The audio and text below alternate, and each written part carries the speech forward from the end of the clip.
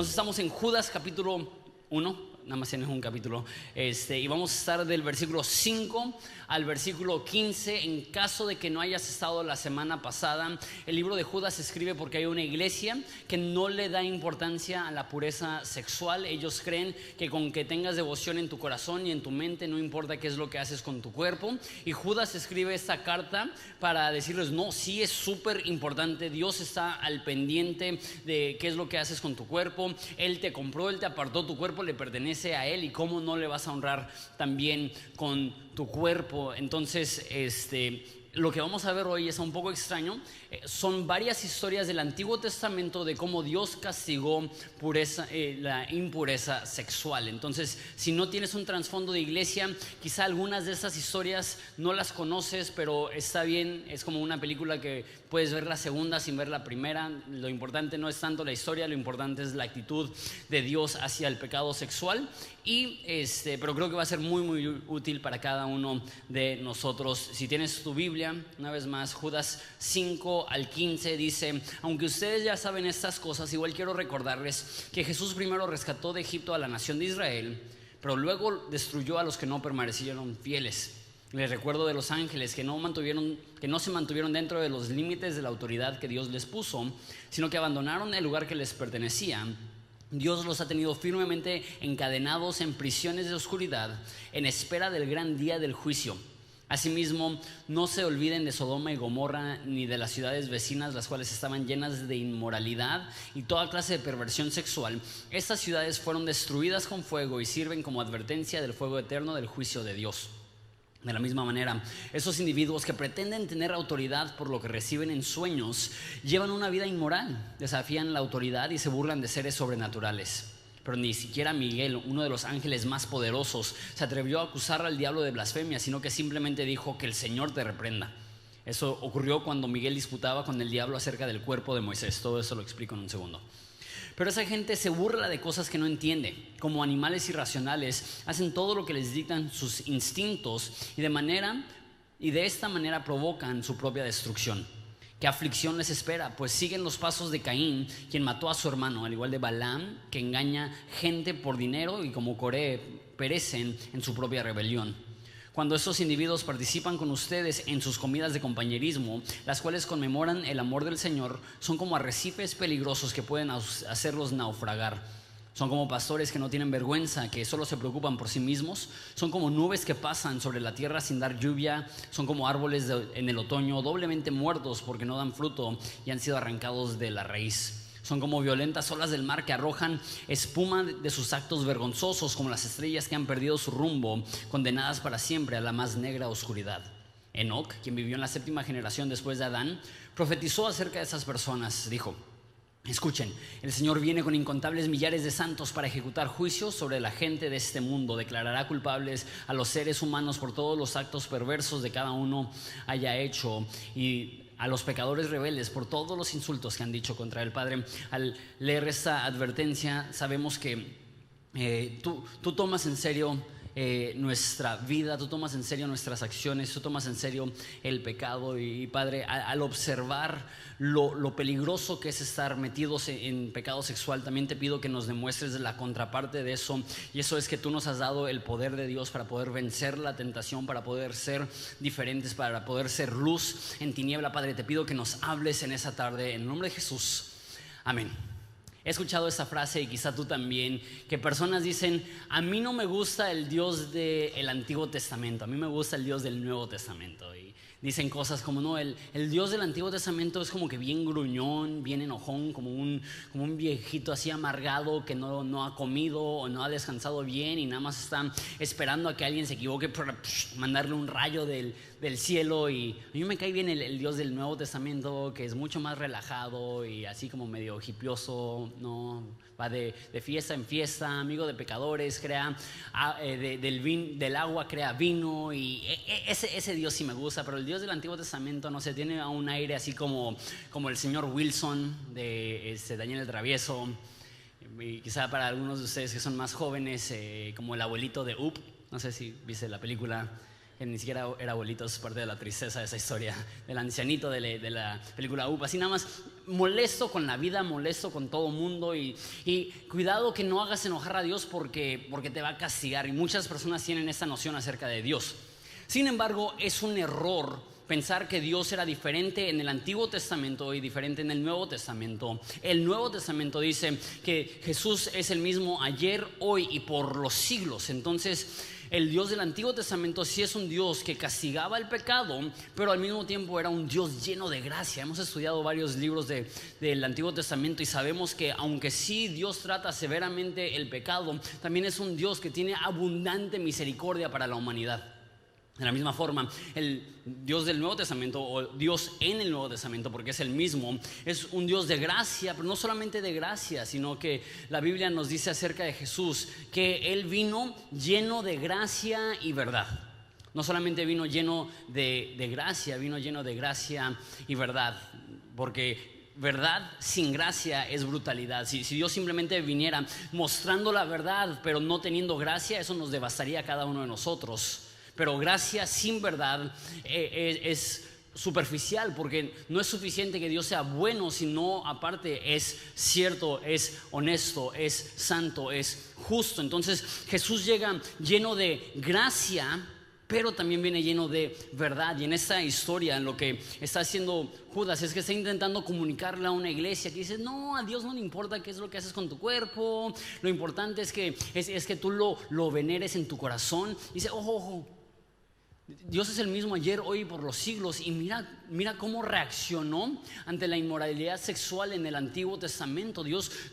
A Dios le importa lo que haces con tu cuerpo. Él te compró con su sangre, pagó un precio alto para tenerte, no solamente para tenerte intelectualmente o emocionalmente, sino para tenerte completito. Todo lo que somos, todo lo que tenemos, todo nuestro cuerpo, toda nuestra fuerza existe para honrar a Dios. Entonces, lo primero que vamos a ver es una lista de historias en el Antiguo Testamento donde Dios castigó a personas por vivir malamente en inmoralidad. La primera historia es el versículo 5, dice: aunque ustedes ya saben estas cosas, igual quiero recordarles que Jesús primero rescató de Egipto a la nación de Israel, pero luego destruyó a los que no permanecieron fieles. Los sacó de Egipto. Esto representa salir de la esclavitud, representa iniciar una relación con Dios. Pero no todos los que salieron de Egipto entraron a la tierra prometida, que representa salvación. Es posible tener una relación con Dios, mas no ser salvo. Un ejemplo de esto es Judas, que tenía una relación con Jesús, que caminaba con Jesús. Jesús obviamente le amaba, obviamente eran amigos. Jesús le alimentó, Jesús le proveyó sus necesidades, Jesús le lavó los pies, y no por eso era salvo. Y la advertencia es: no creas que porque perteneces a una iglesia o sabes versículos de la Biblia o tienes tiempo caminando con Dios, que significa que realmente le has conocido. El pueblo de Israel no fue fiel y por eso no entraron a la tierra prometida. El segundo ejemplo que dan son los ángeles que se convirtieron en demonios. Y les recuerdo en versículo 6 que de los ángeles que no se mantuvieron dentro de los límites de autoridad que Dios les puso, sino que abandonaron el lugar al que pertenecían. Dios los ha tenido firmemente encadenados en prisiones de oscuridad, en la espera del día del juicio. Lo que está diciendo: ojo, aún los ángeles que estuvieron en la presencia de Dios desde el principio se rebelaron. En otras partes de la Biblia nos dice que Satanás se opuso a Dios, intentó hacer una especie de golpe de estado, y una tercera parte de los ángeles decidieron seguir el liderazgo de Satanás, y Dios los expulsó del cielo, los hizo demonios, y ahorita están encadenados esperando juicio. Entonces Judas está diciendo: Si aún los ángeles, cuando retaron la autoridad de Dios, Dios les castigó, necesitas tener cuidado. Y el tercer ejemplo es el más infame probablemente, que es Sodoma y Gomorra. Dice versículo 7: asimismo no se olviden de Sodoma y Gomorra ni las ciudades vecinas, las cuales estaban llenas de inmoralidad y de toda clase de perversión sexual. Estas ciudades fueron destruidas con fuego y sirven como advertencia del fuego eterno del juicio de Dios. Creo que no hay ningún ejemplo en toda la historia de cómo Dios castiga inmoralidad sexual. Hasta la fecha, aún entre no cristianos, decir Sodoma y Gomorra denota desenfreno sexual. Está diciendo: recuerdan, tú que piensas que a Dios no le importa la pureza sexual, ¿recuerdas Sodoma y Gomorra? Sé que estas historias están bien intensas, pero el punto principal de Judas es: a Dios le importa tu pureza sexual. A Dios le importa lo que haces con tu cuerpo. Dios no está en el cielo diciendo, pues ahí les encargo si quizás se animan a vivir una vida pura sexualmente. Si no, lo entiendo, sé que está bien difícil, pero si se animan, pues lo apreciaría mucho. Esa no es la actitud de Dios ante la impureza sexual. Es un tema que para Dios se le hace de suma importancia.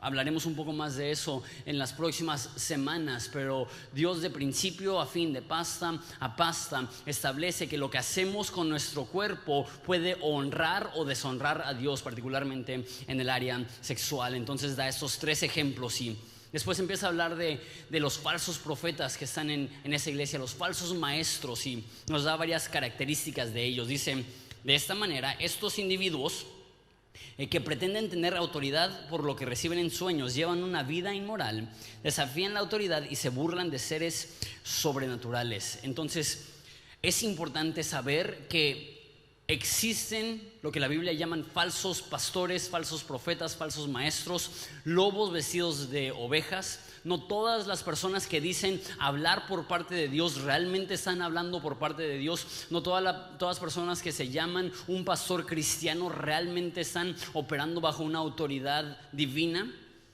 Entonces aquí nos dice varias formas de saber si alguien es un falso profeta. Y lo primero que dice es que pretenden tener autoridad por lo que reciben en sueños. Esto es muy interesante. Una de las marcas de un falso profeta es que deriva su autoridad no de la Biblia, sino de alguna experiencia espiritual. No es la Biblia dice, es Dios me dijo, y más te vale que te apliques, más te vale que te sometas, más te vale que me escuches. Una de las marcas de un falso profeta es que le da más peso a las revelaciones que él recibe que lo que la Biblia ya estableció desde hace 2000 años. Y ahora, yo creo que Dios sigue hablando el día de hoy y que debemos de pedirle a Dios que nos hable y que Dios se puede revelar de una manera sobrenatural y que podemos escuchar la voz de Dios y que debemos de pedirle a Dios esto. Pero un Dios me dijo jamás trunca la Biblia dice.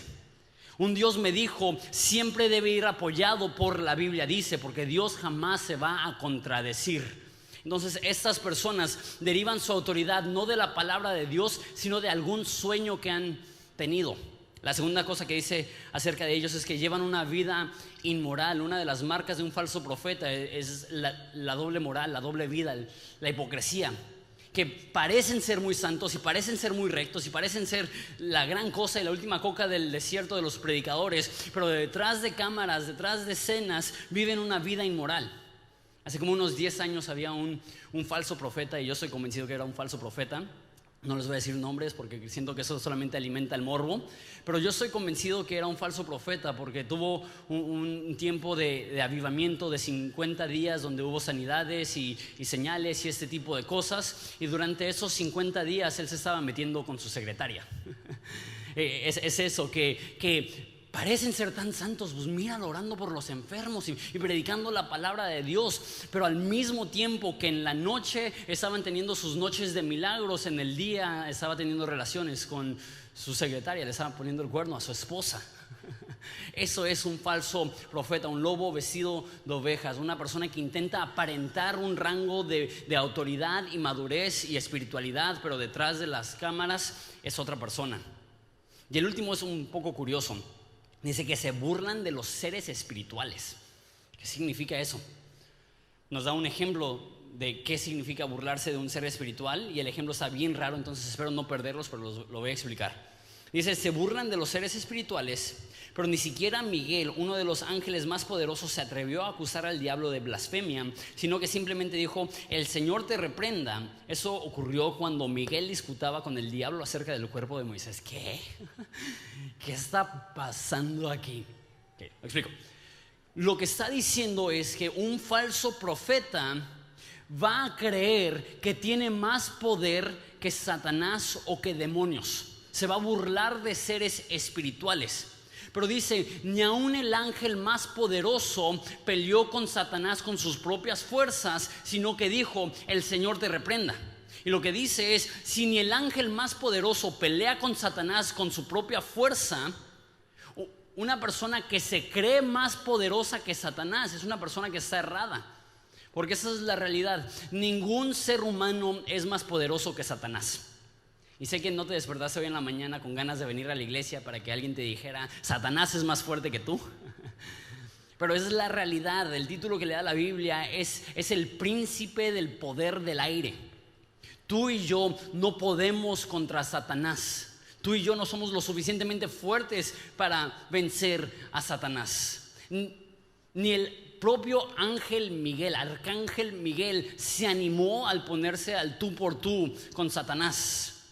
Pero gracias a Dios que así como nosotros no somos rivales para Satanás, Satanás no es rival para Dios, y no tenemos que temer del enemigo, porque la Biblia dice que es mayor el que está en nosotros que aquel que está en el mundo. Entonces podemos resistir a Satanás y podemos vencer las tentaciones que él nos echa, y podemos vencer en contra de la maldad, no por una fuerza personal o por una fuerza propia, sino porque tenemos a Dios viviendo dentro de nosotros. La Biblia dice que nuestras armas de nuestra milicia no son carnales, no son propias, no es nuestra fuerza, no son carnales, sino que son espirituales en Cristo para derribar fortalezas. El diablo es más fuerte que tú, el diablo es más fuerte que yo. No podemos cometer el error de pensar que podemos en nuestras propias fuerzas, pero bendito sea Dios que es mayor el que está en nosotros que el que está en el mundo. Y Dios jamás esperó que nosotros peleáramos esta lucha en nuestra propia fuerza, sino como Miguel, que vio a Satanás y dijo, el Señor te reprenda. Así también nosotros en momentos de tentación podemos darle gracias a Dios porque Él lucha por nosotros. La Biblia dice que somos más que vencedores. Un vencedor es aquel que lucha y gana. Más que un vencedor es alguien que gana sin tener que luchar. ¿Por qué? Porque Dios lucha a favor de nosotros. Dios pelea nuestra batalla. No tenemos que tener miedo de Satanás, no tenemos que tener miedo de demonios, no tenemos que tener miedo de maldiciones, no tenemos que tener miedo de que alguien nos hizo mal de ojo, no tenemos que tener miedo de que alguien fue con un chamán, no tenemos que tener miedo de que alguien no. Mayor es el que está en nosotros que el que está en el mundo, y no tenemos que temer porque la Biblia dice que la luz vence las tinieblas y las tinieblas no prevalecieron contra ella. No es nuestra fuerza, y un falso profeta se cree, es un fanfarrón, y de repente todos dicen, wow, qué autoridad. Cuando en realidad todos nosotros, a comparación de Satanás, estamos perdidos si peleamos en nuestra propia fuerza. Pero gracias a que tenemos el respaldo divino, una luz ajena, un poder que no es nuestro, podemos vencer cualquier tentación, cualquier ataque. La Biblia dice que debemos llevar el escudo de la fe, y eso es lo que vamos a usar para apagar los dardos que nos avienta el enemigo. Ahora, sé que surge una pregunta: ¿qué significa que el ángel Miguel y Satanás se pelearon por el cuerpo de Moisés? Está súper extraño. Y si les soy honesto, no tengo ni la más remota idea. Pues se pelearon por el cuerpo de Moisés. Pero si tuviera que adivinar, y literal estoy adivinando, eso no lo digo con ninguna autoridad, Dios me lo reveló, porque ya vimos que pues mejor ni me meto por esas aguas, ¿no? Si tuviera que adivinar qué es lo que está diciendo aquí, hay una oración, hay una parte de Daniel que dice que Daniel le pidió ayuda a Dios y que Dios le envió un ángel, pero se tardó el ángel porque tuvo que pelear con Satanás antes de llegar. Muy extraño. Pero no al parecer, eso nos demuestra que en un ámbito espiritual, en una dimensión espiritual, realmente hay ángeles y realmente hay demonios y realmente se pelean. Y realmente un ángel puede estar en camino a hacer algo y se le puede topar un demonio, y literal ahí es un llegue a medio camino, y luego ya que vence al demonio pues ya puede continuar haciendo con aquella cosa que iba a hacer. Qué loco, ¿no? Normalmente no pensamos en esa forma. Entonces lo que yo creo que sucedió es que en Deuteronomio dice que cuando Moisés murió solo en un cerro y que el Señor lo sepultó. Entonces lo que yo creo que pasó es que muere Moisés y Dios le dice a Miguel, oye, pues ve a enterrarlo, si no se lo van a comer los pájaros, ¿no? Entonces, como para honrar su cuerpo, envía a Miguel para enterrarlo, y cuando va a enterrarlo se topa Satanás con él. Quizá no quiere que entierren a Moisés, porque quizá nada más para deshonrar su cuerpo, un hombre de Dios, y se pelean, y Miguel le dice a Satanás, el Señor te reprende, y pum, lo sepultó, y esa es la historia. O quizá no. Eso es lo que yo creo que pasó, pero les digo, literal, estoy adivinando, pero Judas no nos explica, entonces al parecer no es pertinente para entender la historia, solamente es un dato medio curiosón ahí.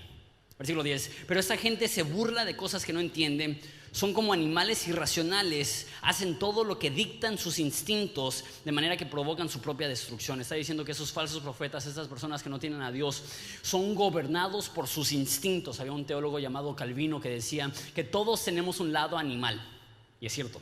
Todos tenemos algo dentro de nosotros que decimos, yo ver comida, yo querer comer, yo meter comida en mi boca, ¿no? Se nos salen los neandertal ahí. Todos tenemos un lado que yo ver mujer bella, yo querer mujer bella, ¿no? Nada más es un impulso, es un instinto. Lo que está diciendo es que estas personas son gobernadas por sus impulsos y sus instintos, y esta es la marca de alguien que no tiene a Dios. Ahora, quiero hablar un poco de la contraparte. Si eso es alguien que no conoce a Dios, ¿cómo es alguien que sí conoce a Dios? La Biblia dice que presentemos nuestros cuerpos como instrumentos de justicia. Tú y yo no existimos para cumplir con nuestros instintos o nuestros impulsos. Nuestro cuerpo no nos marca la pauta de cómo debemos de vivir. Nuestros impulsos no gobiernan. Nuestro cuerpo no es nuestro amo. Para el cristiano, nuestro cuerpo es nuestro esclavo. La Biblia dice que Pablo somete su cuerpo a la voluntad de Dios. El cristiano no es víctima a los deseos de su cuerpo. La Biblia dice que los que están en Cristo, nueva criatura son, y todas las cosas viejas han pasado. Nosotros como cristianos tenemos el poder divino de parte de Dios para vencer la tentación, para vencer estos impulsos. La verdad me frustra cuando escucho a alguien que dice, ay, es que no puedo con esa tentación, no puedo con esa adicción, no puedo con este mal hábito. Yo digo, no digas que no puedes, porque la Biblia dice que el mismo Espíritu que resucitó a Jesús de entre los muertos ahora le está dando vida a tu cuerpo mortal. El mismo poder que levantó a Jesús ahora te está transformando. Entonces no es una excusa válida decir no puedo, porque la Biblia dice todo lo puedes en Cristo que te fortalece. Cuando Dios lucha por ti, no hay ningún pecado que no puedas vencer, no hay ningún impulso que no puedas superar, no hay ningún mal hábito que no puedas dejar, no hay ninguna cadena que no se pueda romper. ¿Por qué? Porque no estamos peleando con nuestra propia fuerza, estamos dependiendo de un poder mayor que el nuestro. Y cuando estamos en Dios, no importa qué atravieses, no importa qué tentación se te enfrente, lo dijimos la semana pasada, Dios es fiel para darte una escapatoria, y esa escapatoria se llama Jesús. No tenemos que ser esclavos del pecado. La Biblia dice que no hemos recibido el espíritu de temor para estar esclavizados, sino el espíritu de adopción por el cual clamamos Abba Padre. Pablo le dijo a Timoteo que Dios no nos ha dado un espíritu de timidez, sino de poder, de sabiduría y de dominio propio. Escúchame bien, y tienes que creerlo, y sé que no es fácil creerlo, pero tu cuerpo, tus impulsos no rigen. La voluntad, si eres cristiano, la voluntad de Dios rige. Eso es lo que significa que Jesús es Señor. No es lo que yo quiero, es lo que tú quieres. No es lo que yo digo, es lo que tú dices. ¿Y sabes qué? Tu cuerpo se somete. Pablo dijo, ya lo dije, que presentemos nuestros cuerpos en sacrificios vivos. Y cuando digo eso, sé que hay cierta tensión, que por un lado quiere decir, sí, soy más fuerte que mi cuerpo, y por otro lado, entonces, ¿por qué sigo así? No, entonces, ¿por qué sigo batallando? Paciencia. Vas a caer, pero Dios te va a levantar. Te vas a sentir débil, pero Dios te va a cargar. Pero necesitas creer esto, que si estás en Cristo, no hay ningún pecado que es más fuerte que tú. No hay ninguna adicción que es más fuerte que tú. Quizá puede ser más fuerte que tu viejo hombre, pero la Biblia dice que el nuevo hombre se va levantando en poder, se va renovando día a día. El nuevo tú en Cristo tiene el poder para vencer cualquier tentación. Es importante creerlo, porque si no ya perdimos. Si pensamos, no, pues es que esto es más fuerte que yo, y es que no puedo, y es que así soy yo, y es que toda la vida he batallado con eso, y toda la vida voy a batallar. No, basta. Yo hasta subrayé en mis apuntes: no me vengas con que no puedes. La Biblia dice, sí puedes. No me vengas con que ya intenté y no pude. La Biblia dice que en Cristo sí puedes. Y así como Pedro, que en sus fuerzas echó las redes y no sacó nada, pero cuando Jesús dijo, échalas del otro lado, llenó sus redes de peces. También para ti lo que marca la diferencia no es tu esfuerzo, es ir acompañado de Jesús, es ir en el poder de Jesús, no en el poder personal. No digas que no puedes cuando Dios dice que Él te va a acompañar, que Él te dará el poder, que Él te dará la habilidad de ser libre. Continúa y dice: ¿qué aflicción les espera? Hablando todavía de los falsos profetas. Pues siguen los pasos de Caín, quien mató a su hermano, al igual que Balaam, que engañan a la gente por dinero, como Coré, que perecen en su propia rebelión. Da 3 historias más. Caín obviamente mata a su hermano Abel. Balaam es un falso profeta que recibía dinero para dar profecías malas acerca del pueblo de Israel. Y Coré es una persona que le dijo a Moisés: hey, no te necesitamos como líder, Dios nos puede hablar a cada uno de nosotros, y Dios lo mató. Estas son las 3 personas. ¿Cuál es el punto principal de esto? Dios toma el pecado en serio. Dios toma el pecado a pecho. Dios quiere que vivamos en santidad. Después cambia un poco el enfoque de las historias del pasado, de cómo Dios castigó a personas que pecaron, el presente para ellos, de el riesgo que corren dentro de la iglesia. Dice: cuando estos individuos, esos falsos profetas, participan con ustedes en sus comidas de compañerismo, las cuales conmemoran el amor del Señor, son como arrecifes peligrosos que pueden hacerlos naufragar, como pastores que no tienen vergüenza, que solo se preocupan por sí mismos, como nubes que pasan sobre la tierra sin dar lluvia, y como árboles de otoño doblemente muertos porque no dan fruto y han sido arrancados de la raíz. Dice que hay personas que entran a sus comidas de compañerismo. ¿Qué es eso? Ese es el nombre del Nuevo Testamento de las reuniones en las iglesias. Las reuniones en las iglesias se llamaban comidas de compañerismo, porque déjate que explico cómo era la iglesia primitiva, y la verdad yo quisiera ser más bíblico en ese sentido.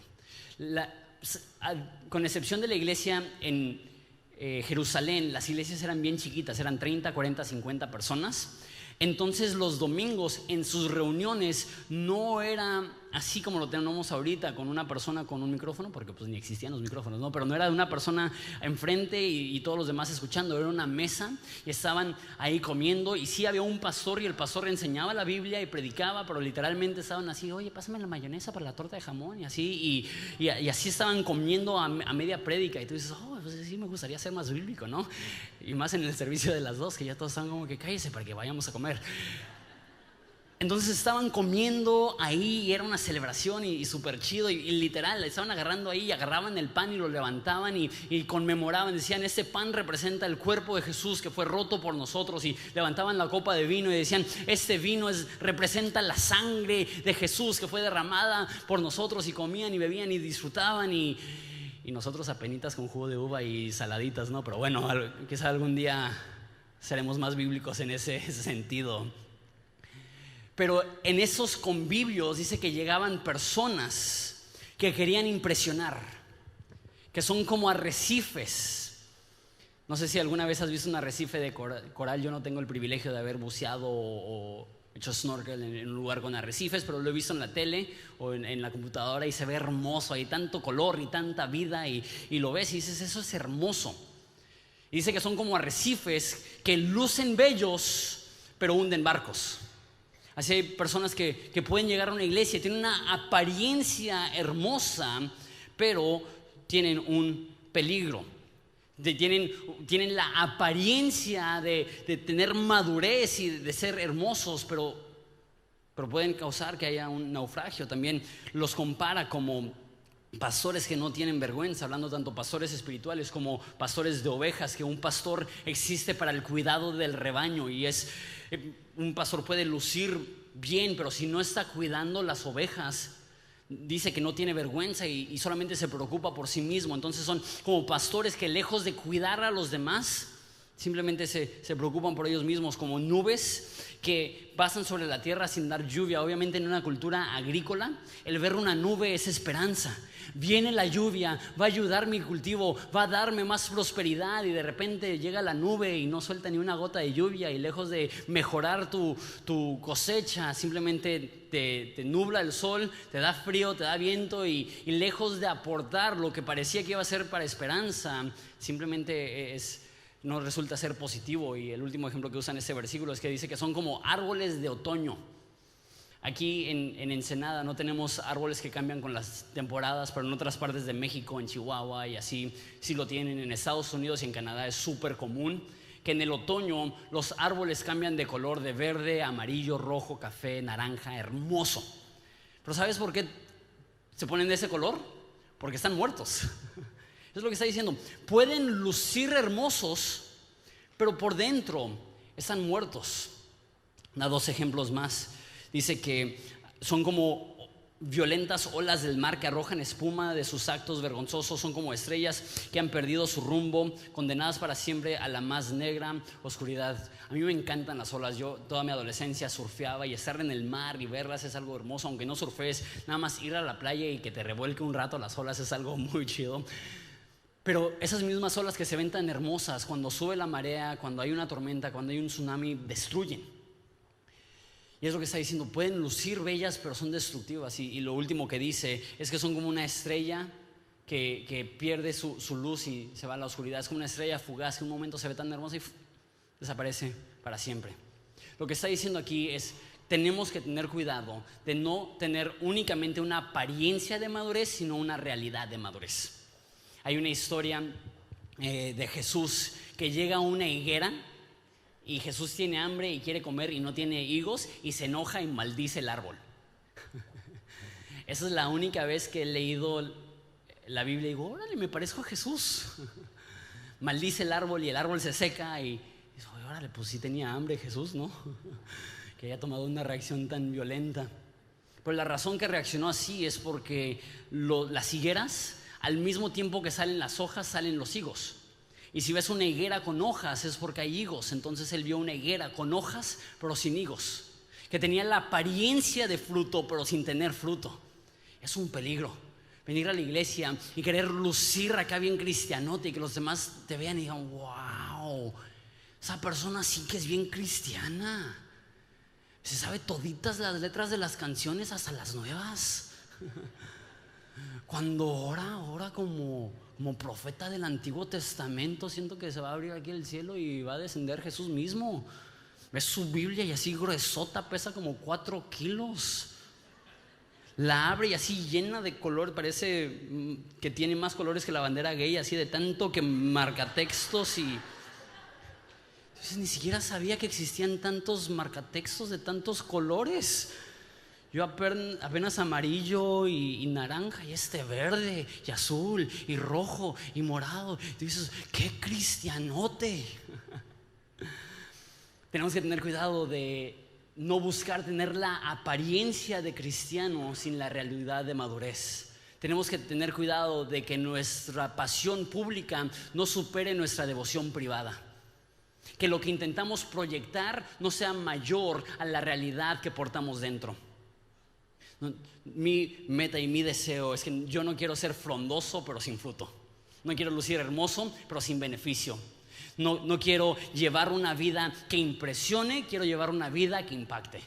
No quiero llevar una vida que los demás digan, wow, Jonathan. Quiero que en privado, cuando nadie me ve, que haya una devoción real, porque cuando nosotros nos encargamos de la devoción en privado, Dios se alcanza del alcance público. Cuando nosotros nos encargamos de la intimidad con Dios, Dios se encarga de la influencia que podemos llegar a tener. La Biblia dice que cuando des, no des para que los demás te vean. Cuando ores, no ores para que los demás te vean. Ora en secreto, da en secreto, y el Padre que te ve en secreto te va a recompensar públicamente.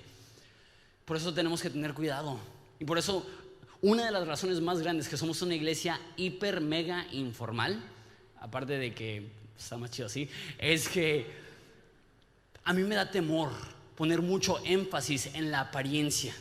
el llegar bien guapetones a la iglesia y bien arreglados. ¿Por qué? Porque la Biblia dice que el hombre es el que se fija en las apariencias, pero Dios se fija en el corazón. Y nuestra meta no es lucir espiritual, nuestra meta es tener madurez y constancia y disciplina en privado, y que Dios se encargue de los demás. No quiero ser frondoso pero sin fruto, no quiero tener una vida que impresiona, quiero tener una vida que impacta a las demás personas. Con eso terminamos. Ha dado puros malos ejemplos. Ahora va a dar un buen ejemplo, es Enoc. Versículo 14 dice: Enoc, quien vivió en la 7ª generación desde Adán, ahorita les explico la importancia de eso, profetizó acerca de estas personas. Dijo: escuchen, el Señor viene con incontables millares de santos para ejecutar juicios sobre la gente de este mundo. Declarará culpables a los seres humanos por todos los actos perversos que cada uno haya cometido, y a los pecadores rebeldes por todos los insultos que hayan hecho contra él. Entonces menciona que Enoc fue el séptimo de la 7ª generación después de Adán.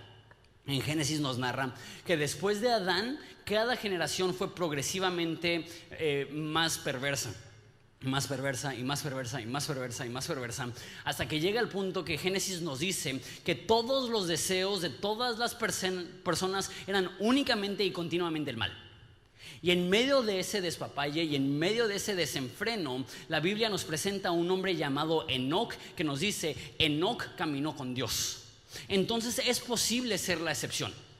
En un mundo de oscuridad es posible ser luz. En un mundo distorsionado es posible marcar la pauta del deseo y de la voluntad de Dios para el ser humano.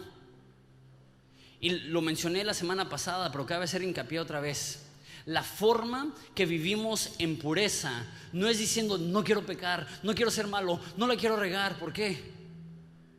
Porque si te enfocas demasiado en tu pecado, te vas a dar cuenta que eres pecador. Pero si te enfocas en la esperanza y en el Salvador, te das cuenta que hay esperanza para una persona que tiene un trasfondo más turbio. Y para Enoc, su enfoque no era: no quiero ser como las demás personas. ¿Cuál era su enfoque? Yo voy a caminar con Dios. Caminó íntimamente con Dios, y nos dice qué es lo que hacía. Estuvo advirtiendo a las personas: viene el día donde va a venir Dios y va a juzgar a los vivos y a los muertos. Entonces pónganse a cuentas con Dios, reciban su perdón, reciban su transformación, reciban el perdón por sus pecados. Enoc vivió en pureza porque él se daba cuenta que para poder ser luz no podemos andar nosotros en tinieblas. Jesús dice: ¿para qué prender una luz y ponerlo abajo de una canasta? Dios nos ha llamado luz. Nosotros somos portadores de la esperanza de Dios para un mundo desesperado, un mundo en tinieblas, un mundo que necesita lo que nosotros hemos recibido. Y eso es lo que nos permite tener un mensaje poderoso: que estamos en el mundo pero no hemos sido corrompidos por el mundo, que estamos en tinieblas pero no como portadores de tinieblas, sino como portadores de luz. Dios nos ha llamado a impactar, y por eso decimos: no vamos a ceder ante la tentación. Sabes, Dios está haciendo algo increíble ahorita en Horizonte. Es un honor tan grande ser pastor aquí y ver todo lo que Dios está haciendo. Tantas decenas, si no es que cientos de personas conociendo a Jesús, empezando una relación con Él. Tantas personas que no tenían esperanza, que ahora tienen esperanza. Tantos padres que son mejores padres porque conocen a Jesús. Tantos hijos que son mejores hijos porque conocen a Jesús. Tantos matrimonios que han sido restaurados. Tantos jefes que son mejores jefes porque conocen a Jesús. Tantos empleados que su vida ha transformado porque conocen a Jesús. Y aún no solamente en esa iglesia, sino que se ve en Ensenada, hay algo hermoso que está sucediendo. Hay otra iglesia que está empezando, que literal les estamos mandando músicos de Horizonte para ayudarles en la alabanza porque están empezando y no tienen mucho, y eso me fascina. La iglesia no es una competencia, no es ver qué tiene la iglesia más grande. La iglesia es un proyecto comunitario de traer esperanza a esta ciudad. Y cualquier iglesia que proclama el nombre de Jesús, haremos todo en nuestras posibilidades para apoyarles y ayudarles y ser de bendición para ellos. No solamente en Ensenada, en México. Hace 2 semanas tuve el privilegio de predicar el mismo fin de semana en Tabasco, DF y Querétaro. Ese mismo fin de semana Banda Horizonte estuvo en Saltillo y en Monterrey. Ese mismo fin de semana Jonathan Sánchez, director de Movimiento, estuvo en El Salvador. A él le fue más chido. Y estaba pensando, qué increíble ¿Cuántas iglesias pueden decir eso? Que el mismo fin de semana había elementos de esa iglesia siendo de bendición por toda Latinoamérica. Por internet, algo como 100,000 personas escuchan sermones de Horizonte cada semana. Dios está haciendo algo increíble y hermoso, y ha sido únicamente su gracia y únicamente su favor. Pero ¿sabes qué es lo que puede frenar eso? Que en Horizonte, que en el liderazgo o que en la iglesia en general no le demos importancia a la pureza. Que bajemos la guardia, que digamos no importa lo que hagamos con nuestro cuerpo, Dios nos está bendiciendo de todos modos. No podemos darnos ese lujo. Hay demasiada necesidad, hay demasiadas personas que aún necesitan el mensaje de Jesús. Hay demasiadas personas que están esperando toparse con la esperanza que tú y yo ya hemos recibido. La urgencia es demasiada real. Hay demasiada necesidad como para andar de coquetos con alguien que no es nuestra esposa. Hay demasiada necesidad para andar atados a una adicción a pornografía. Hay demasiada necesidad para deshonrar el cuerpo de nuestro novio o de nuestra novia. Dios nos ha llamado a hacer luz en tinieblas, a desprendernos de todo el pecado que nos ata, a brillar la luz de Jesús. Y no vamos a dejar que el pecado sea una canasta que está apagando la luz que Jesús está prendiendo. Queremos seguir impactando y queremos seguir siendo usados por Dios, porque lo sabemos y lo vemos. Y cada vez que caminamos en el centro y cada vez que vemos en los ojos de un amigo que amamos, que no conoce a Jesús, decimos: ellos necesitan la esperanza que tú y yo hemos recibido. Y por ende, caminemos con Dios. Caminemos en intimidad. Recibamos su amor, recibamos su cariño. Esto no se escribió para no cristianos. Si tú estás aquí y no te consideras cristiano, antes que nada, qué chido que viniste a la iglesia a las 3 de la tarde. Sé que ya tu estómago te está diciendo: aliméntame. Y luego aquí la Santa Cena ni siquiera es cena, es una saladita. Pero bueno, ya casi terminamos. Pero gracias a Dios que pudiste venir y que te diste el tiempo, estás en casa, gracias por acompañarnos. Esto no es para ti. Eso es para aquellas personas que están en la iglesia, que se llaman cristianos, que se llaman seguidores de Dios, pero que no le dan importancia a la pureza y a la santidad y a la rectitud. A esas personas les escribe y les dice: por favor, considera. Le es importante a Dios, es urgente. Es imposible adorar a Dios con tu mente y tu corazón, pero no adorarle con tu vida, con tu cuerpo, con tus decisiones. Le pertenecemos absolutamente a Él, no solamente en nuestras emociones o nuestro intelecto, nuestro cuerpo también. No hay que bajar la guardia. La Biblia dice, como ya dije, que nos desprendamos de todo pecado que nos asedia y que corramos con perseverancia la carrera que Dios ha puesto delante de nosotros. La necesidad es demasiado grande para frenarnos. Hay demasiadas personas que necesitan este mensaje. Esa es mi oración para nosotros: que odiemos el pecado, no que lo toleremos, no que lo soportemos, sino que a través del poder de Dios, la Biblia dice que hagamos morir las obras de la carne. Dios nos ha dado el poder para matar el pecado. Entonces cualquier dragón que tengamos oculto, cualquier pecado que tengamos escondido, Dios te ha dado el poder para vencerlo. No tienes que ocultarlo, no tienes que minimizarlo. Puedes derrotarlo en el nombre de Jesús. Una vez más, es mayor el que está en nosotros que aquel que está en el mundo. Y es un acto de fe creer que Dios te da el poder para vencer. Hubo una encuesta, un estudio secular, estudiando centros de rehabilitación, y se preguntaban los expertos: ¿cómo puede ser que los centros de rehabilitación cristianos tienen más éxito que centros de rehabilitación seculares que tienen un presupuesto mucho más grande? Y más en ese estudio se hizo en Estados Unidos, donde los centros de rehabilitación tienen un presupuesto gigantesco, subsidios del gobierno, científicos, tienen psiquiatras y psicólogos y medicamento, y tienen todo. Y gracias a Dios por esos programas, porque sí hacen una diferencia. Pero se preguntaron a esas personas: ¿por qué lugares con un presupuesto mucho inferior tienen más éxito? Hicieron su encuesta, hicieron su estudio, y lo que estos científicos seculares dijeron es que tienen lo que ellos llamaron el factor fe. Me encantó eso. Adictos pueden vencer sus adicciones. ¿Por qué? Por el factor fe. ¿Sabes? tú y yo tenemos el factor fe. No tenemos que ser esclavos de la maldad. No hemos recibido el espíritu de esclavitud para estar en temor, sino el espíritu de adopción. Dios mora en nosotros. La Biblia dice: Dios en nosotros es la esperanza de gloria. Dios te ha levantado, Dios te ha escogido, Dios te está equipando, Dios te está colmando de poder, Dios te está colmando de propósito. No hagas la excusa inválida de que no puedo. Sí puedes, en el nombre de Dios. Sí puedes superar cualquier adicción, sí puedes romper cualquier hábito, sí puedes vencer cualquier pecado. ¿Por qué? Porque no es tus fuerzas, es su fuerza, y Él te ama demasiado para dejarte en cualquier hoyo que te hayas metido. Su mano es lo suficientemente fuerte para levantarte sin importar qué condición es tu condición actual. Hay esperanza porque Jesús tiene la última palabra en tu vida, no el enemigo, no Satanás, no tu pecado. Dios tiene la última palabra y Él dice: yo te levantaré. Él dice: yo no te dejaré. Él dice: yo te llenaré de poder. Él dice: yo voy a usarte para hacer una diferencia. Pondré una luz en ti que nadie puede apagar, y tú serás un elemento en traer esperanza a una sociedad que tanto lo necesita. Pero inicia con el factor fe. Tienes que creer que mayor es el que está en ti que aquel que está en el mundo. ¿Les parece si nos ponemos de pie y oramos para terminar? Padre, te doy gracias porque lo creemos. Tú nos colmas de poder. No somos indefensos. Todo lo podemos en Cristo que nos fortalece. Tú luchas por nosotros.